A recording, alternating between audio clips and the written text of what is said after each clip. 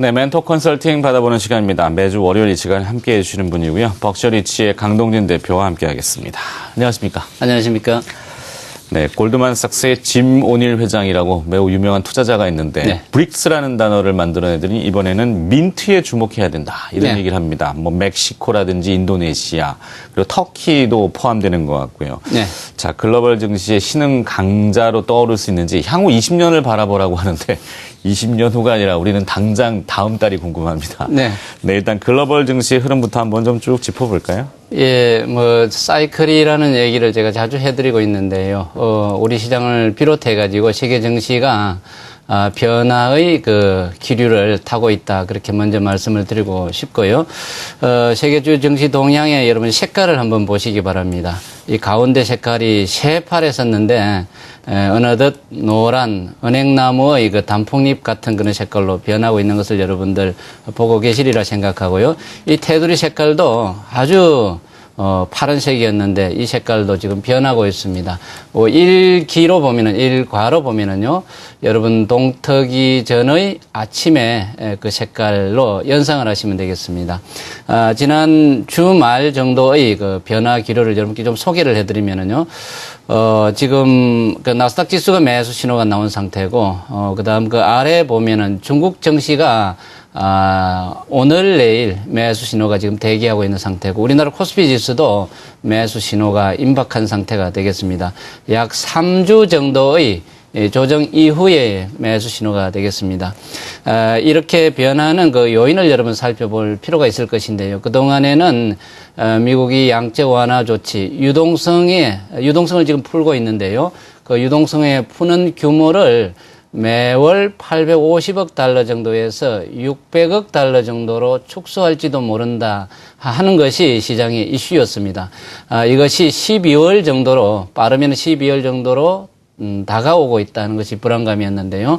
그런데 전체적인 그림을 보면은 이 테이퍼링 이슈는 변동성의 이슈고요. 전체적인 그림은 그레이트 로테이션이거든. 윗방향으로 가는 것이거든요. 줄이기는 줄여도 그래도 여전히 시장에는 유동성이 공급되는 겁니다. 그것도 내년 내내 그리고 금리를 올리는, 미국이 금리를 올리는 그 내후년 정도까지 유동성이 공급되는 것이니까 전체적인 방향은 우상향형이고 변동성의 요인이 테이퍼링이다 하는 것을 여러분들 잊어서는 안 될 것 같습니다. 네.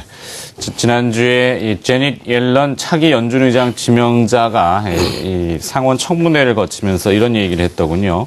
강력한 회복을 추진하기 위해 할 수 있는 일을 하는 게 연준의 책무라면서 경기 회복세가 취약해 부양책을 중단하지 않는 게 중요하다. 양적 완화를 유지하겠다고 시장은 해석을 했지 않습니까? 네. 자, 그렇다면 유동성 지표들은 어떻게 변하고 있던가요? 예, 그걸 이제 해석하는 것이 제가 조삼모사라는 그 단어를 자주 쓰고 있는데요. 앨런 의장이 그 발언한 것은 제가 방금 전에 그 코멘트 해드린 대로 내년도에도 유동성을 공급하는 거거든요. 단계적으로 유동성 규모를 축소하는 것이고 전체적인 양은 공급하는 것입니다. 그 얘기를 앨런 의장이 한 것이고요. 시장은 앨런 효과라 그러는데 제가 앨런 효과인지 아닌지는 잘 모르겠습니다만 이미 예정되어 있는 것이거든요. 10년 만기 국채 수익률 동향을 여러분께 소개해 드리고자 합니다. 파란색의 그 하향 방향이 채권 수익률이 떨어지는 방향인데 이때가 채권 시장이 굉장히 좋았던 시기거든요.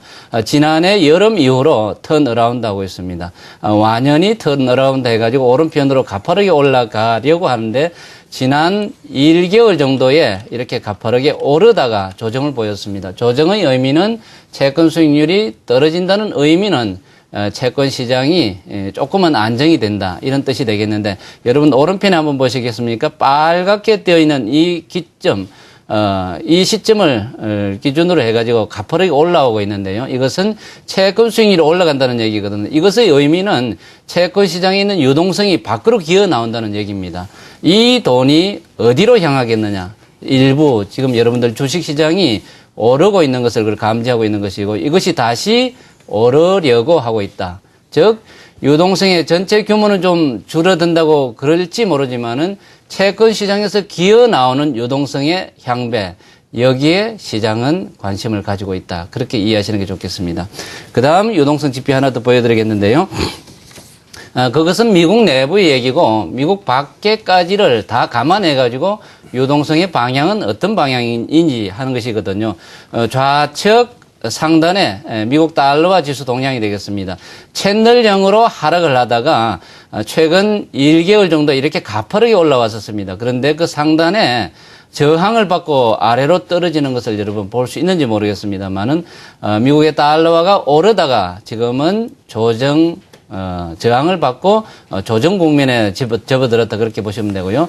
그 오른편에 일본 엔화도 색깔이 같은 색입니다. 엔화가 약세 방향. 미국 달러화가 약하고 일본 엔화가 약하다. 즉 선진 쪽의 통화가 약하다는 얘기는 이머징 마켓과 유로존이 강하다는 얘기거든요. 노란색으로 이쪽은 조정 보이다가 다시 오르려고 하고 있습니다. 돈의 향배가 유동성의 향배가 G7 등등의 선진 시장에서 이머징 마켓으로 향하고 있다. 그 의미가 되겠습니다. 캐리 트레이드 지표가 용어가 되겠는데요. 오른편에 보시면은 아주 들쑥날쑥한 변화가 있었습니다만 오른편에 빨갛게 화살표 방향으로 위 방향으로 향하고 있는 것을 여러분 보고 계실 것입니다. 이것은 우리 시장에서 외국인 매수세하고 연관관계가 있다는 것을 익히 알고 계시리라 생각합니다. 네, 뉴욕 증시는 사상 최고치를 경신하고 있고 물론 나스닥은 아직은 그렇지 않습니다만 이를 두고 현지의 전문가들도 일단 애써 이야기하는 것 같긴 합니다만 과열은 아니다. 네, 자닛 옐런 차기 연준 의장도 그렇게 얘기를 했던 것 같고요. 네. 일단은 잘 나가는 뉴욕 증시, 동향부터 그리고 각 섹터의 특징도 많이 이야기해 주시지 않았습니까? 네. 개별 기업도 많이 들려주셨고요. 한 번 더 점검을 좀 부탁드려볼까요? 예, 미국 증시를 보면은 좀 답답한 것 같은데 지수는 잘 오르고 있거든요. 그게 이제 현재 미국 시장의 특징이다 그렇게 볼 수 있을 것입니다. 우리 시장의 경우는 오르면은 갑자기 오르고요. 떨어지면은 너무 많이 떨어져 가지고 걱정하는 정도인데 미국 시장은 워낙에 중간 기반이 튼튼하니까요. 별로 오른 것이 없는 것 같은데 지수는 오르고 하는 경향을 자주 볼 수가 있습니다. 지난 주말의 경우도 그랬습니다. S&P 지수의 그 동향표를 보면은 오른 주식이라고는 엑슨모빌밖에 안 보였거든요. 나머지 굵직한 종목들의 주가는 거의 1%도 오르지 않은 것이었는데 지수는 사상 최고치다. 그러니까 앨런 의장이 주식시장 안으로 들여다보면 별로 가열되는 것 같지 않다. 상한가가 많이 나오는 것도 아니고 폭등하는 종목이 많은 것도 아니고요. 한두 개 종목이 보일 정도 말 정도 하니까 아직은 안정적으로 잘 가고 있다. 그렇게 코멘트를 하는지도 모르겠습니다. 지난 1년간의 그 동향을 보면은 오르는 것 같지도 않은데 누계로 이렇게 보니까 엄청나게 많이 올랐습니다.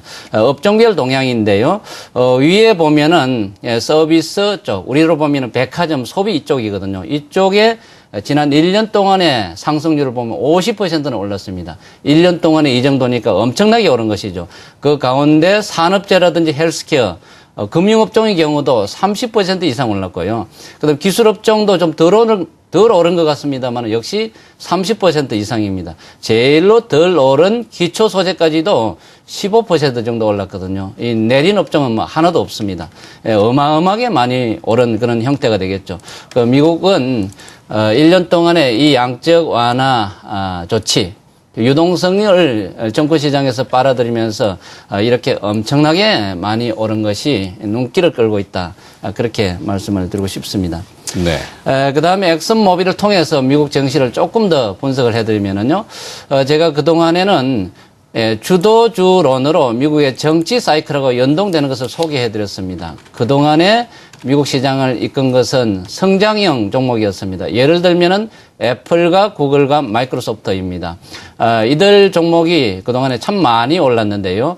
지금 오르는 종목군들을 보면은 이 기초 소재나 산업재 쪽에서의 움직임이 주목되고 있는 겁니다. 그 중에 하나, 엑슨모빌 주가 동향 한번 보시겠습니까? 이 종목이 지난주 말에 2% 이상 올랐는데요. 시가총액이 두 번째로 큰 종목이 이 정도로 올랐으니까 이유가 있을 거지 않습니까? 워렌 버핏이라고 잘 아시겠습니다만은 워렌 버핏이 이 종목을 샀습니다. 잘 안 사는 유형의 종목인데 워렌 버핏이 이 공룡 같은 기업의 종목을 샀다는 것이 모멘텀이 되고 있고요. 예전에 이 엑슨모빌은 사상 최대의 시가총액을 자랑하는 기업이었는데 그 전에 보면은 제너럴 일렉트릭이 그런 유형이었고 그 다음이 마이크로소프트였고요. 그 다음 애플이었고 지금은 구글이 그 위치를 향해서 가고 있는 상황이었는데 엑슨모빌은 좀 처져 있었는데 이렇게 최근에 주목을 받고 있는 겁니다. 별로 주목을 받지 못했는데 차트를 띄워놓고 보니까 이 위치가 지금 사상 최고치 근방의 위치가 되는 겁니다. 왜 샀을까? 왜 이렇게 오를까? 주가는 현재의 상황을 대변하는 것이 아니라 6개월 뒤의 상황을 대변한다. 그렇게 본다 그러면은 엑슨모빌 6개월 정도 뒤에는 유가가 오르지 않을까? 여러분 그렇게 연상을 한번 해보시기 바랍니다. 그럼 6개월 뒤에는 무슨 일이 일어나겠는지 아까 제가 그레이트 로테이션이라는 용어를 설명을 드렸는데요. 6개월 뒤에는 주가도 주가지만은 상품 가격이 오르지 않을까? 거기에 워렌 버핏이 베팅을 한 것 같습니다. 네. 앞으로 이 행보는 6개월 뒤뿐만이 아니고 2년 정도에 해당하는 그 과정이거든요. 그래서 이 엑슨모빌이 이 정도로 오르지 않았느냐 그렇게 말씀을 드리고 싶습니다. 자, 이제 코스피 우리 시장 전망을 또 해봐야 되겠습니다. 외국인 투자자들이 좀 돌아오겠습니까? 그렇죠. 코스피는 이제 두 가지 관점으로 말씀을 드리겠습니다. 지금 매수 신호가 거의 임박했다. 오늘 정도 나올 것 같습니다. 그 다음에 변화의 폭을 여러분 신경을 보시기 바랍니다. 아래로는 황금분할선의 아래 위치가 1970포인트였는데 그 위치에서 지금 반등을 하고 있는 것이고요. 그 위에 황금분할선이 2060이었는데 거기서 저항을 받은 겁니다. 다음 어디까지 향할 것인지. 2060은 너무 가까운 거리고요. 그 위가 2152인데 앞으로의 한 사이클이 그 폭을 향해서 가고 있다. 그리고 주도하는 매수 주체는 외국인이다. 그렇게 이해하시면 좋겠습니다. 네. 자, 멘토 컨설팅 받아봤습니다. 벅셔리 씨의 강동진 대표가 월요일에 또 수고를 해주셨네요. 고맙습니다. 네, 감사합니다.